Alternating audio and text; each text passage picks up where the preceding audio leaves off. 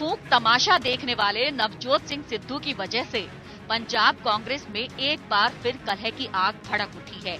मुख्यमंत्री न बनाए जाने से सुलगे सिद्धू ने 13 सूत्रीय मांगों को लेकर कांग्रेस अध्यक्ष सोनिया गांधी को 4 पन्ने की एक चिट्ठी लिखी और इस पर तुरंत कार्रवाई की मांग की थी, जिस पर मुख्यमंत्री चन्नी मान मनोवल के लिए सिद्धू के पास पहुंचे।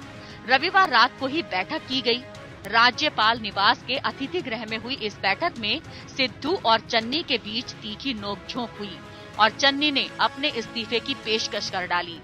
यही नहीं, चन्नी ने चुनौती दी कि सिद्धू अपनी मांग के अनुरूप 2 महीने के भीतर इन 13 सूत्री मांगों पर अमल करके दिखाएं। जाहिर है कि सिद्धू अब भी आला कमान के लिए मुसीबत बने हुए हैं। सूत्रों के मुताबिक सिद्धू अकाली दल नेता सुखबीर सिंह बादल और उनके सहयोगियों के खिलाफ आनन फानन में कार्रवाई के लिए दबाव बना रहे हैं।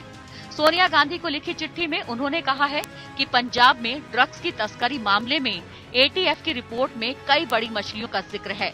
सरकार को उनको गिरफ्तार कर तुरंत सजा दिलानी चाहिए। बहरहाल आला कमान और मुख्यमंत्री ने सिद्धू को संगठन के काम में मन लगाने की नसीहत दी है। कहा जा रहा है कि चन्नी को 2022 में कांग्रेस को डुबो देने वाला कहने वाले सिद्धू उसके पहले ही पार्टी को रसातल में पहुंचाने की सुपारी ले चुके हैं। सिद्धू की वजह से मुख्यमंत्री पद से हटाए गए कैप्टन अमरिंदर सिंह ने अलग पार्टी बनाने का ऐलान कर दिया है। 3 ट्वीट कर कैप्टन ने साफ कर दिया है कि किसान समस्या का समाधान होने पर अगले साल होने वाले विधानसभा चुनाव में वो बीजेपी समेत दूसरे दलों से सीटों का तालमेल कर सकते हैं। जाहिर है कि कैप्टन के इस कदम से कांग्रेस के लिए बड़ी मुश्किल खड़ी हो गई है। वहीं महाराष्ट्र में भी बीजेपी से आकर कांग्रेस के प्रदेश अध्यक्ष बने नाना पटोले राज्य इकाई को तारने में लग गए हैं। उन्होंने 10 साल से राज्य में पार्टी के मुख्य प्रवक्ता रहे सचिन सावंत को डिमोट कर सहायक प्रवक्ता बना दिया। इससे नाराज सचिन सावंत ने अपने पद से इस्तीफा दे दिया है। सचिन सावंत प्रदेश इकाई के महासचिव भी हैं। अब वो पार्टी से ही इस्तीफा देने का मन बना चुके हैं, लेकिन सोनिया को खत लिखकर अपने लिए नई भूमिका तय करने का अनुरोध किया है। शिवसेना, कांग्रेस और बीजेपी में रहे नाना पटोले की भी पहचान बागी नेता के तौर पर रही है। सचिन सावंत को हटाकर उन्होंने एनसीपी से आए अतुल लोंधे को मुख्य प्रवक्ता बनाया है।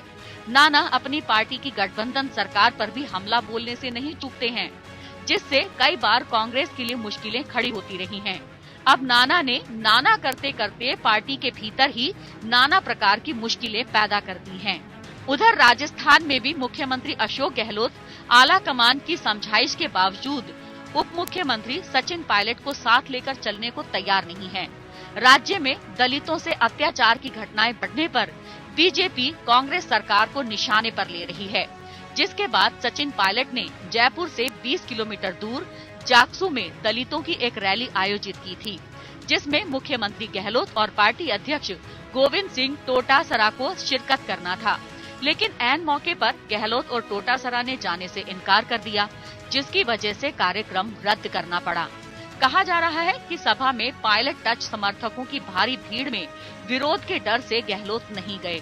वहीं गहलोत खेमे का कहना है कि देर रात बस्सी में एक दलित महिला की हत्या हो जाने के कारण स्थानीय लोगों के साथ बीजेपी नेताओं के धरने के कारण गहलोत ने कार्यक्रम में शिरकत रद्द की है। बहरहाल जाहिर है कि गहलोत किसी भी कीमत पर पायलट को सहने को तैयार नहीं है। तो छत्तीसगढ़ में भी सीएम भूपेश बघेल और स्वास्थ्य मंत्री टीएस सिंहदेव के बीच मुख्यमंत्री पद को लेकर तनातनी बरकरार है।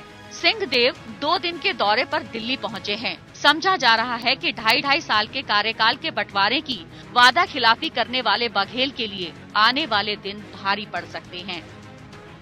Bureau report, APN।